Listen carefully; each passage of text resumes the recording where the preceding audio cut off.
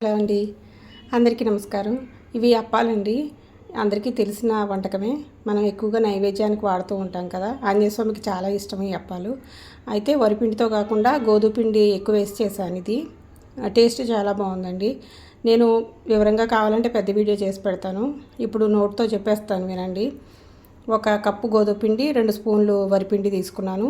అలాగే 1/2 కప్పు బెల్లం నీళ్లు కరిగించుకొని 1/2 కప్పు నీళ్ళు వేసి కరిగించేసి అందులో ఇలాచీ పొడి, కొద్దిగా సాల్ట్ వేసి ఈ పిండి అంతా అందులో వేసి ఉక్కబెట్టేసాను అనమాట. చల్లారిన తర్వాత అప్పాలా చేసి నూనెలో వేయించేసుకోవడమే. చాలా ఈజీ అండి, చాలా టేస్టీగా ఉంటాయి. ఒక 2 రోజులు నిల్వ కూడా ఉంటాయి బయట వదిలేసిన. పిల్లలు ఉన్నవాళ్ళు బిస్కెట్లా కూడా చక్కగా తింటారు. చేయడం చాలా ఈజీ అండి. నోట్లో వేసుకుంటే కరిగిపోతాయి అన్నమాట. చాలా బాగుంటాయి. తినడానికి కూడా మనకి ఈవినింగ్ స్నాక్స్ లాగా కానీ మరి ఎలా అయినా తినొచ్చు.